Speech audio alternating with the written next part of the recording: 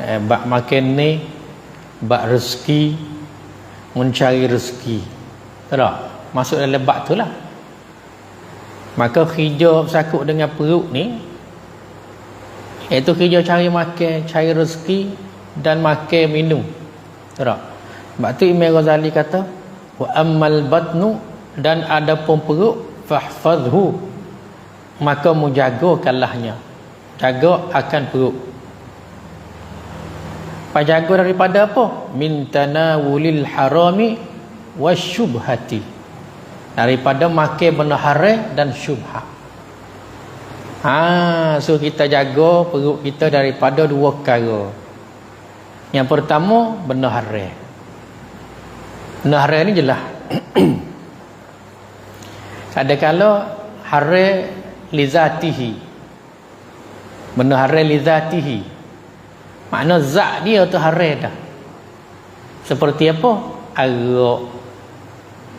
Atau benda haram, benda mabuk, benda najis. Apa lagi? Benda biso. Jadi waktu tu haram li zatihi.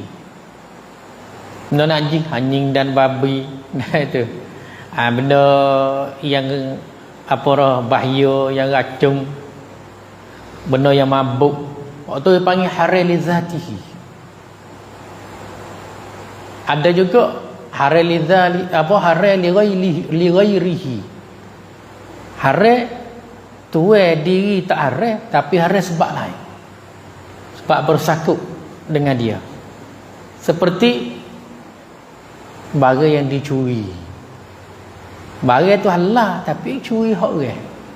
Asal barang tu halal, tapi apabila kita pergi seorang tu pergi ambil hak orang, haram sebab curi hak orang tu.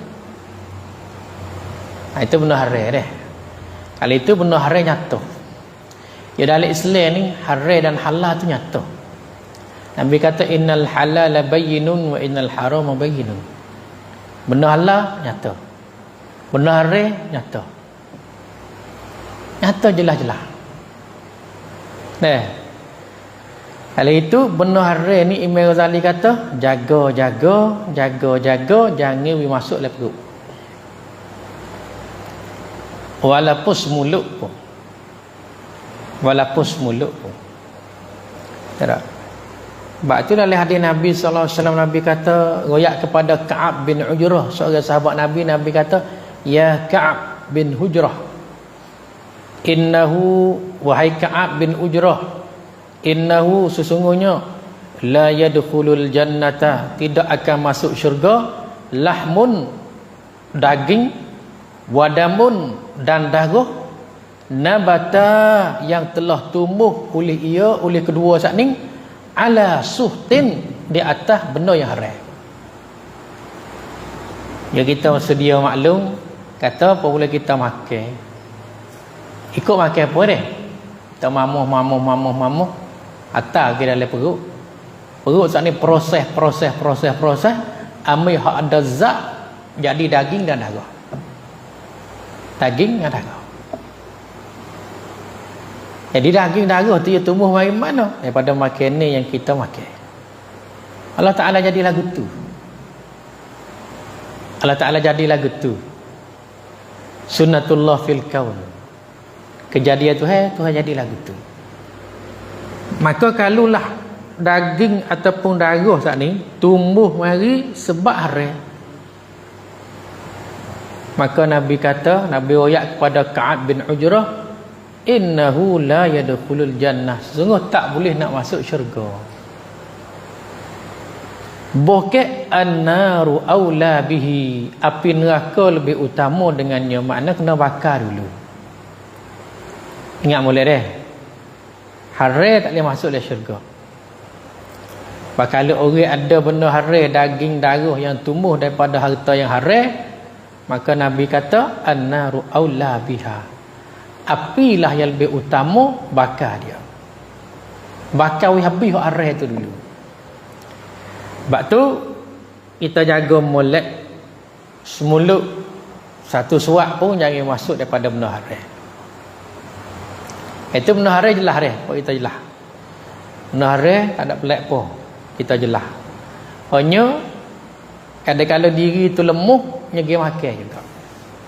Nah, jadi seperti rebo dak biar jelas lah Quran. Wa halallahu al-bai'a wa harrama riba. Allah Taala telah menghalalkan jual beli dan mengharamkan riba. Dak biar semua haram. Apa? Jelas benar-benar. Lepas tu kalau seorang makan lagi, itu kelemahan iman dia. Nah, ambil beli barang,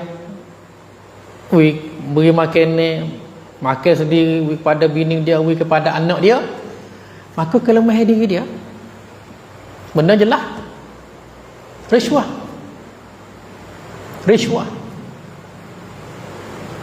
Nah, tak kira rishwah rupa mana. Nah, ta'rif rishwah iaitu benda yang diberi untuk nak mencapaikan satu tujuan. Dia kita yang ada sebaliknya. Nah, ambil ta'rif itu diguna. Ambil ta'rif itu diguna jelah. Kita duduk dia buat kerja dia apa, tak sudah.